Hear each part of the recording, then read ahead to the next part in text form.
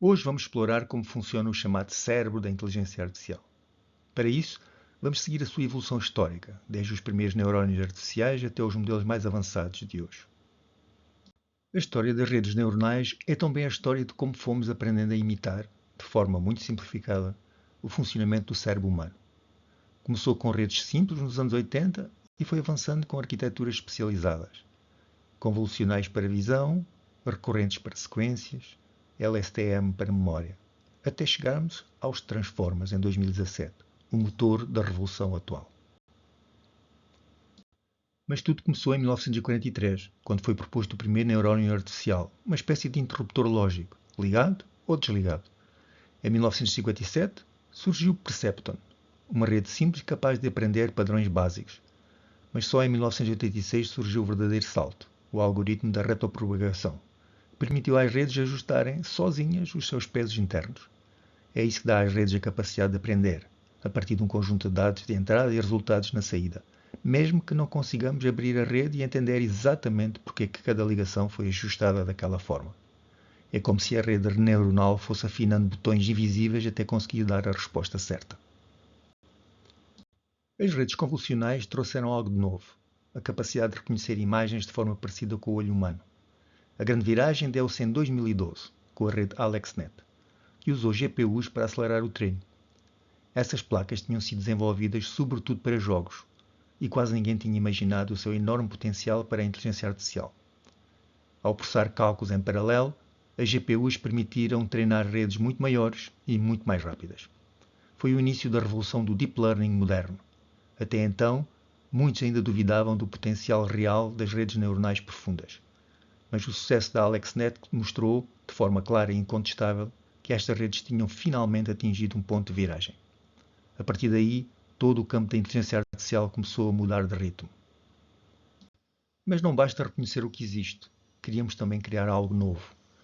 Com os autoencoders variacionais e as redes adversárias generativas, ou GANs, a inteligência artificial passou a ser capaz de gerar imagens, sons e outros dados a partir do nada.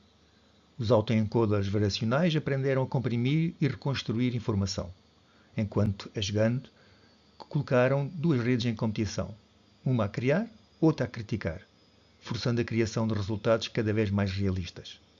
Foi como se o cérebro artificial tivesse ganho uma imaginação própria. E este avanço marcou também a entrada da inteligência artificial no campo criativo, aquilo a que hoje chamamos inteligência artificial generativa, gerando fascínio, mas também inquietação sobre o papel da máquina na arte e na sociedade. Mais recentemente, surgiram os modelos de difusão, que trouxeram melhorias na qualidade da geração de imagens. Estes modelos funcionam ao contrário do que esperaríamos. Começam com uma imagem cheia de ruído, como um televisor antigo sem sintonização, e vão, passo a passo, reconstruindo até surgir algo reconhecível. Graças a esta abordagem, as imagens passaram a ter muito mais realismo e detalhe, abrindo caminho para aplicações criativas cada vez mais acessíveis. Os avanços não ficaram apenas em imagens. Em 2016, o AlphaGo derrotou o campeão mundial de Go, um jogo tão complexo que se dizia ter mais combinações possíveis que átomos no universo observável. Pouco depois, o AlphaZero aprendeu xadrez em apenas 4 horas, jogando contra si próprio, sem qualquer instrução humana. Em 2021, o AlphaFold conseguiu prever a estrutura de milhares de proteínas, abrindo caminho para avanços na medicina e na biotecnologia. Após estas conquistas, a sociedade científica e tecnológica começou a olhar para o Deep Learning de outra forma. Deixou de ser uma curiosidade académica e passou a ser visto como o motor de uma revolução.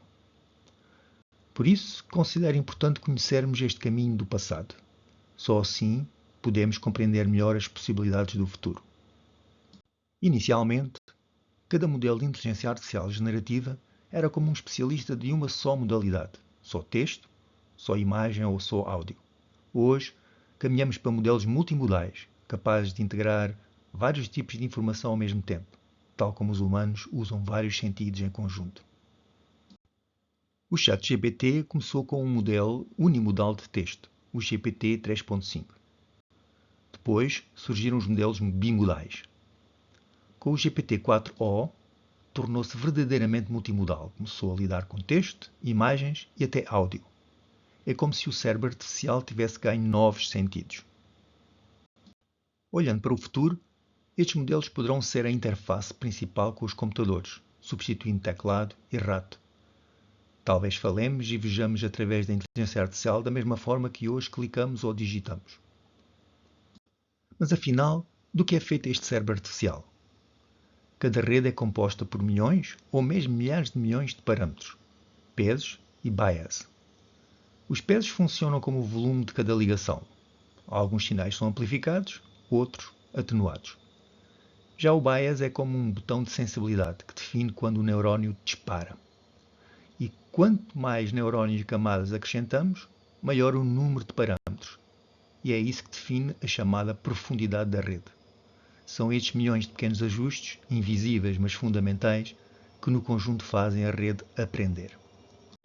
Quanto maior o número de parâmetros, maior tende a ser a capacidade de generalização da rede. É por isso que falamos em Large Language Models, redes gigantes com bilhões de parâmetros. Mas há também interesse em modelos mais pequenos e eficientes.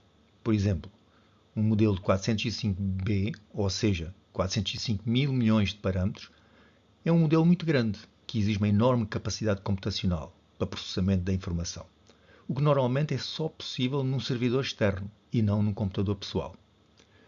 Já um modelo 8B é um pequeno modelo que pode correr localmente no nosso computador pessoal, desde que possua uma placa gráfica adequada ou um processador neural específico. Tal como nos cérebros biológicos, não é só o tamanho que importa, mas também a organização e a forma como aprendem. É essa combinação de escala, organização e aprendizagem que faz com que os modelos de hoje pareçam, cada vez mais, ter um cérebro artificial.